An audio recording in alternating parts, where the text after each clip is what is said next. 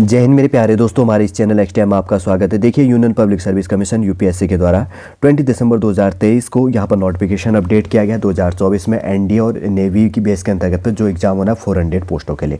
जो भी आपके फॉर्म भरने के लिए इंपॉर्टेंट इन्फॉर्मेशन है, न्यू बिगनरों का बेसिक्स हम क्लियर करते हुए चलेंगे। इससे पहले हम आगे बढ़े, यदि आपके द्वारा हमारे इस चैनल एक्सटी को सब्सक्राइब नहीं किया तो सब्सक्राइब कीजिए तथा बेल आइकन को प्रेस कीजिएगा, ताकि जो भी कंटेंट, जो भी इन्फॉर्मेशन हमारे द्वारा आपके लिए प्रोवाइड किया जाता है तो उसका नोटिफिकेशन आपके पास समय पर उपलब्ध हो जाएगा। यूनियन पब्लिक सर्विस कमीशन के द्वारा एग्जाम करवाया जाता है। 20 दिसंबर 2023 से फॉर्म भरना स्टार्ट हो चुका है। Last date for submission online application की बात करेंगे तो 9 जनवरी 2024 तक आप फॉर्म भर सकते हैं। ऑफिशियल वेबसाइट पर जाकर आपको देखना है तो upsc.gov.in पर जाकर आप देख सकते हैं। और इसी के अंतर्गत बात करेंगे तो national defence academy and naval academy examination first 2024 के लिए नोटिफिकेशन यहाँ पर अपडेट किया गया है। बहुत सारा इन्फॉर्मेशन दिया गया। हाउ टू अप्लाई की बात करेंगे तो upsc.online.nic.in पर जाकर OTR वन टाइम रजिस्ट्रेशन करके आप फॉर्म फिलअप कर सकते हैं। मॉडिफिकेशन इन OTR प्रोफाइल की बात करेंगे तो 16 जनवरी 2024 से आप मॉडिफिकेशन इसके अंतर्गत पे कर सकते हैं। फिर उसके बाद में मॉडिफिकेशन इन एप्लीकेशन फॉर्म की बात की गई है other than OTR profile base के अंतर्गत पे। तो ये क्या है कि 10 जनवरी 2024 से लेकर 16 जनवरी 2024 तक आप इसके अंतर्गत पे करेक्शन कर सकते हैं। ये चीज़ जो आपको ध्यान में रखना है, ठीक है। इसी के अंतर्गत पे आईडी, आधार कार्ड एटसेट्रा इसके बात किया गया। आईडी प्रूफ के लिए ये चीज़ भी देख लेना आप साथ में, क्योंकि आज के समय तो सबके पास में आधार कार्ड होता है, ठीक है। उसी से सारा प्रोसेसिंग स्टार्ट हो जाता है। और उसके बाद में की बात करेंगे तो पेनल्टी है यहाँ पर, अगर आपका एग्जाम होना है तो निगेटिव मार्किंग इसके अंतर्गत पे होता है। और उसके बाद में देखते हैं और क्या चीज़ यहाँ पर मांगी गई है, ठीक है। वो चीज़ हम शॉर्ट बात करेंगे। यहाँ पर जैसे बात कही गई है, सबसे पहले वैकेंसी की बात कही गई तो नेशनल डिफेंस एकेडमी के लिए, आर्मी के लिए 208 पोस्टें हैं इंक्लूडिंग 10 फॉर फीमेल कैंडिडेट्स के लिए। नेवी के लिए 42 पोस्ट है और 12 पोस्टें फीमेल के लिए यहाँ पर रिजर्व है। एयरफोर्स के लिए यहाँ पर फ्लाइंग के लिए 92 पोस्ट है, 2 पोस्ट फीमेल कैंडिडेट के लिए। और ग्राउंड ड्यूटी बेस के अंतर्गत पे, टेक्निकल बेस के अंतर्गत पे 18 पोस्ट हैं इंक्लूडिंग 2 फीमेल कैंडिडेट के लिए। ग्राउंड ड्यूटीज़ हो गया नॉन टैग बेस के अंतर्गत पे 10 पोस्ट है और 2 पोस्टें यहाँ पर क्या है इंक्लूडिंग की गई है फीमेल कैंडिडेट के लिए। और इसी के साथ में नेवल एकेडमी है 10th+2 कार्डेट बेस के अंदर, कार्डेट एंटी के लिए।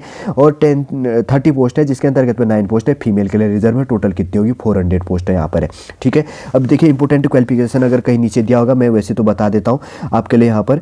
जैसे यहाँ पर आर्मी, नेवी और एयरफोर्स बेस के लिए जो यहाँ पर है तो इंपॉर्टेंट क्वालिफिकेशन यहाँ पर क्या मांगा गया है 10th+2 intermediate exam in any recognised board base के अंतर्गत पे। और एटसेट्रा यहाँ पर थोड़ा सा कुछ पोस्टों के लिए नेवी, एयरफोर्स और 10th+2 कार्डेट एंटी बेस के अंतर्गत की बात कही गई है। तो कुछ के लिए क्या किया गया 10th+2 intermediate class 12th examination पास होना चाहिए और अपेयरिंग भी इसके लिए एलिजिबल है इन एनी रिकॉग्नाइज्ड बोर्ड। आप ये सोच रहे होंगे कि अभी मैंने 12th का एग्जाम दिया, क्या मैं इसके लिए एलिजिबल नहीं दिया, क्या मैं एलिजिबल हूँ या नहीं। अगर आप 12th में है तो अभी आप इसके लिए फॉर्म फिलअप कर सकते हैं, ठीक है। आप इसके लिए एलिजिबल, अपेयरिंग आ जाता है। Appearing in any recognised board with physics और मैथमेटिक्स। तो आपके पास में क्या होना चाहिए 12th में फिजिक्स और मैथमेटिक्स। अगर अपेयरिंग है 12th पास है, अगर आपके पास में एज लिमिट है तो आप इसके लिए एलिजिबल है, नहीं तो आप इसके लिए एलिजिबल नहीं है, ठीक है। ये चीज़ समझ गए होंगे। और उसके बाद में देखते हैं आगे क्या चीज़ें हैं करेक्शन संबंधी। इंपॉर्टेंट आपका जो 28 स्टेट 9 यूटी बेस के अंतर्गत पे जहाँ पर भी आप रहते हैं तो आपका नियरेस्ट जो एग्जाम सेंटर है आप देख सकते हैं, ठीक है। जो भी डिस्ट्रिक्ट बेस के अंतर्गत पे, सिटी बेस के अंतर्गत पे। जैसे थोड़ा सा नेशनलिटी की बात कही जाती है, सिटीजन ऑफ इंडिया हो गया, सब्जेक्ट ऑफ नेपाल हो गया। और 3rd नंबर की बात की जाती है a person of India origin who has migrate किया गया है फ्रॉम, कहाँ से, पाकिस्तान से, बर्मा से, श्रीलंका से and east African countries base के अंतर्गत पे। केनिया हो गया, युगांडा हो गया, यूनाइटेड रिपब्लिक ऑफ तंजानिया हो गया, जाम्बिया हो गया, मालवी हो गया और इसी जेरे हो गया और एंड इथोपिया बेस के अंतर्गत और वियतनाम से, ठीक है। और उसी के साथ में वियतनाम विथ इंटरनेशनल, इसी की इंटरनेशनल बेस के अंतर्गत पे, ठीक है ना।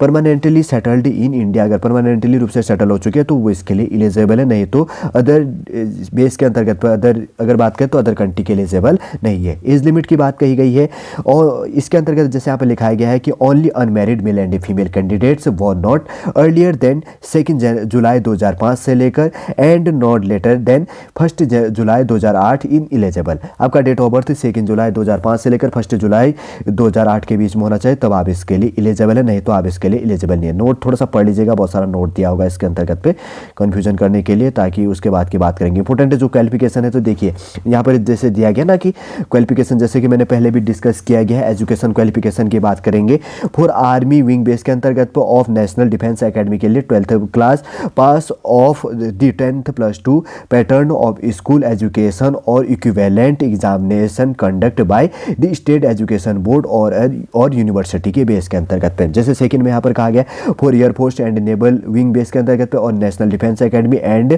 For then 10th+2 cadet base के अंतर्गत पे एंटी जो स्कैम बेस है इसके अंतर्गत पे इंडिया के लिए नेवल एकेडमी। जैसे मैंने पहले कहा ना, यहाँ पर लिखा गया है, देखिए 12th class pass with physics chemistry और mathematics of the 10th+2 pattern of school education और इक्विवेलेंट इसके conducted by state education board और यूनिवर्सिटी के बेस के अंतर्गत पे। थोड़ा सा इसमें देख लीजिएगा और वही इंपॉर्टेंट क्वालिफिकेशन संबंधी दिया गया है, वैसे शॉर्ट देख लीजिए आप इसके अंतर्गत पे, फिर कंफ्यूजन आप क्रिएट मत कीजिएगा अपने अंदर, ठीक है।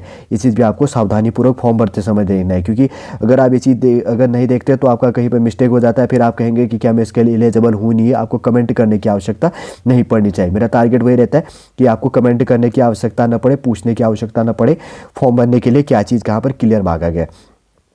वैसे तो देखिए अब बहुत सारा पीडीएफ दिया गया, मैं ऑफिशियली क्लियर कर देता हूँ आपको। यहाँ पर सबसे पहले हमने इंपॉर्टेंट डेट देखा कि कब से कब आप अप्लाई कर सकते हैं। फिर उसके बाद में फॉर्म फीस की बात करेंगे तो एक चीज़ अगर छूट गया तो जनरल और ओबीसी के लिए 100 रुपये फॉर्म फीस होता है और कैटेगरी कोई फीमेल हो ST SC कोई फॉर्म फीस पे नहीं होता है। आपके एग्ज़ाम की बात करेंगे तो 21st इसके अंतर्गत पे अप्रैल 2024 में आपका एग्जाम होना है। ND और CDS का एग्जाम एक ही दिन पर होता है, ये चीज़ भी आपको ध्यान में रखना है। मॉडिफिकेशन डेट हमने देख लिया, किसके अंतर्गत पे कितनी वैकेंसी है, एज लिमिट की कब से कब के बीच में होना चाहिए, ये चीज़ हमने देखा। और कैसे आपको अप्लाई करनी है, जैसे एज लिमिट हमने क्या था 2/7/2005 से लेकर 1/7/2008 के बीच में आपका डेट ऑफ बर्थ होना चाहिए था। और किस कैटेगरी के लिए क्या क्वालिफिकेशन है, कैसे आपको अप्लाई करनी है। NDA बेस के लिए जो भी आपके फॉर्म भरने के लिए इंपॉर्टेंट इन्फॉर्मेशन था इस वीडियो के अंतर्गत तो हमने आपके लिए क्लियर करने की कोशिश की। उम्मीद करूंगा दोस्तों आज का वीडियो आपको अच्छा लगा होगा। यदि अच्छा लगे लाइक कीजिएगा, कमेंट कीजिए और हमारे चैनल नेक्स्ट टाइम को सब्सक्राइब कीजिएगा। वापस हम नेक्स्ट क्लास के अंतर्गत तो आपसे मिलेंगे। जय हिंद, जय भारत।